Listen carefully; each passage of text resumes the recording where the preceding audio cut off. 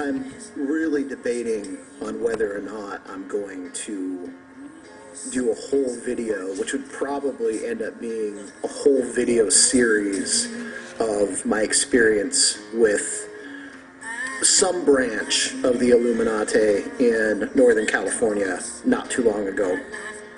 When I got back, I got really, really sick, and I just hadn't experienced a respiratory ailment like that in, I don't know if ever. So, I don't know whether or not I should attribute it to my experience, or if it's just sort of a very nasty coincidence, or at the same time, if it's sort of a divinely inspired disease that is teaching me a lesson about what I encountered. The more that I go through the experience, the more I remember certain words being said, certain phrases, the way they said certain things, and whole parts of conversations that I really either got blocked out initially, or I just needed time to really progress the whole thing. I still got that cough. I'm feeling a lot better, though. Really, I want to give at least the setup. I left from being on the road with a very interesting man named Dennis, who maybe one day we'll do it again. I don't know. It'll be all up to him. But I went up to Northern California, where I had been given an opportunity, and I think it was in a lot of ways a feeling out situation because of what I talk about, and because what I think this branch of the Illuminati was. There's a lot of in sync going on between my information that I have and that I've studied and that I perform and live, and with what they are in charge of. So when I got there, I'm not going to give the location. I'm going to say it's a bed and breakfast, and that may or may not be true. What I met was two very attractive females who, they were smart to do that. And I believe that they had definitely gone through a whole behavioral analysis with me, because they know that I wasn't going to physically harm two females, and they're right. It put me a little bit more at ease. And they couldn't have been two more perfect females. And if they wanted to try and entice me, those would be the two that I would have if I was not a little wiser, probably have fallen for their charms. This picture hit me so hard when I saw it, because that is really the image that I could see with my third eye as I was speaking with them.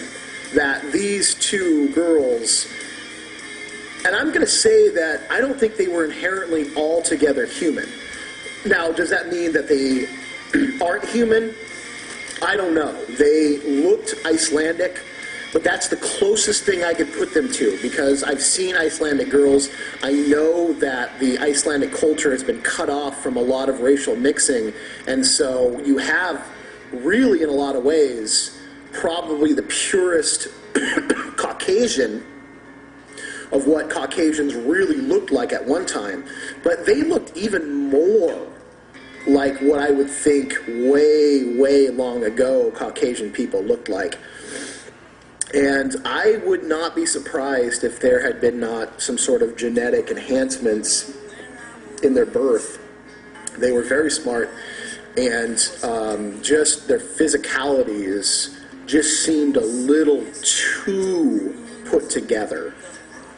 So that was interesting.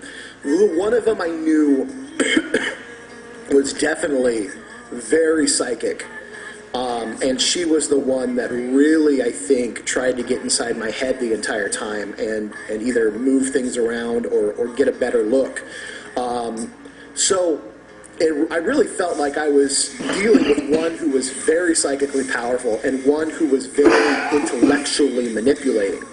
What they talked about, of course, sounded very good. The real points of it that I want to say is what they told me is money is overrated to them. It's old hat. They have all the money. They don't need it necessarily anymore. What this is about is full power, full control. This is social Darwinism.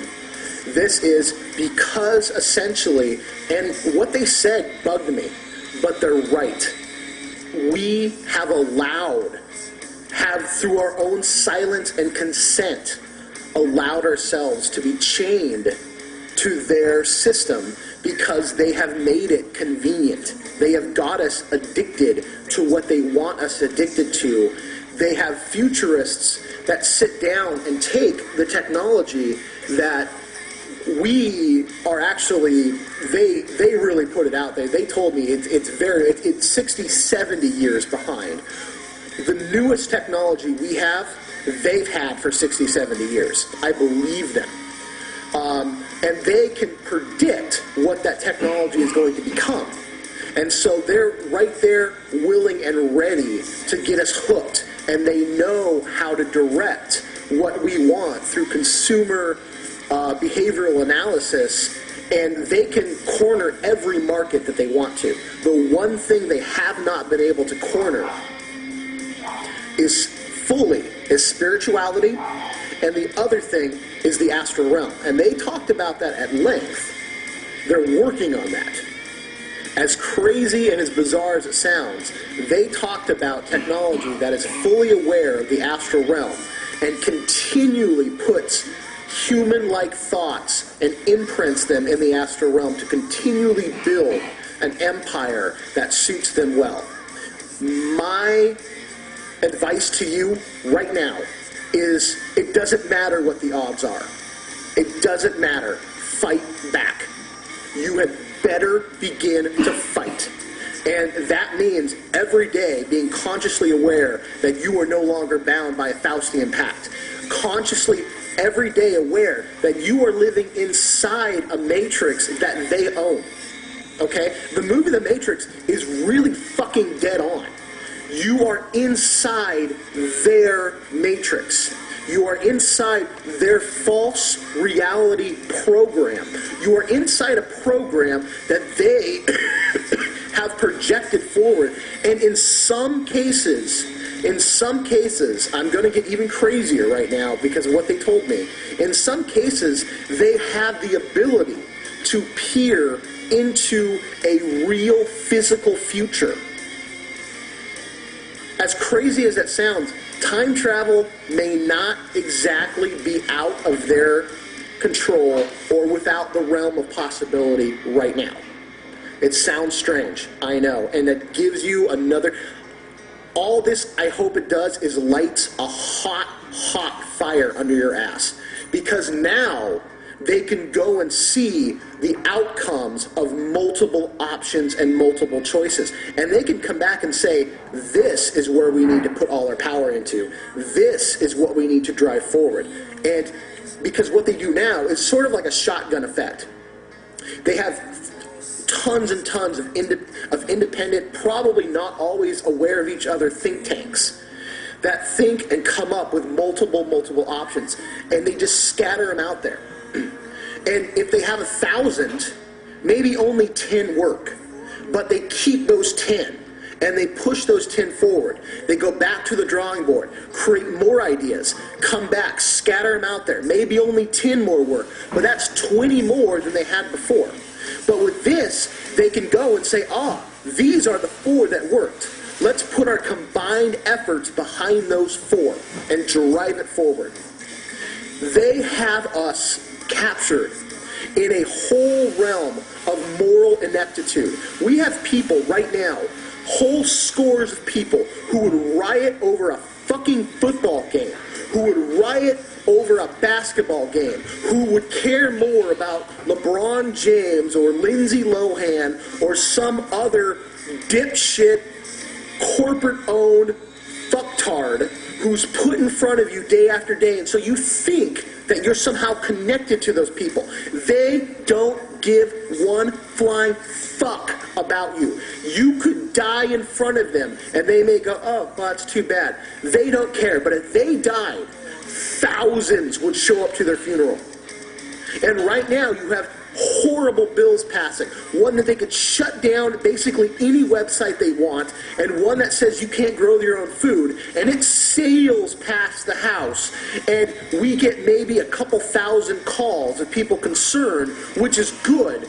But could you imagine if all those people who sit and live and die for the Super Bowl, the World Series, started treating their country like the World Series, who got involved year-round and not just during a big presidential sham election? Okay? This is one of the major ways that they have totally usurped our populace. They have taught women that masculine, aggressive men are wrong. Look at what we have. Michael Cera and Seth Rogen as our masculine role models. Yeah, they're funny, but they get their asses kicked. They're funny because they have no other defense.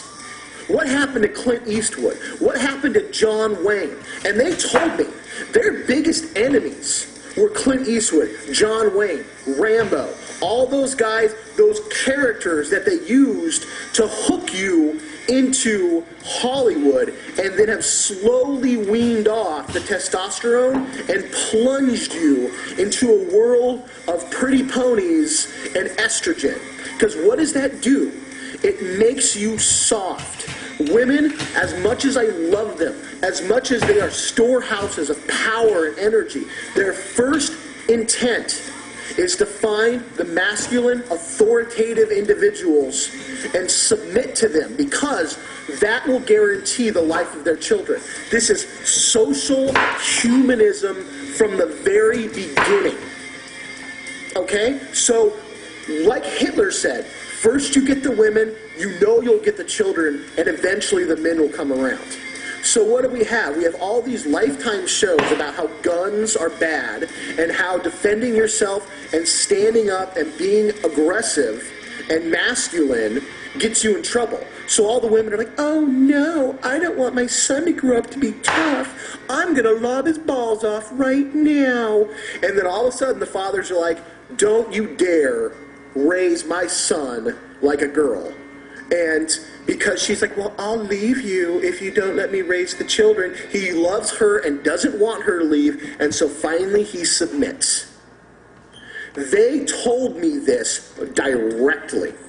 This is part of the program. This is one of the major reasons they've been so successful.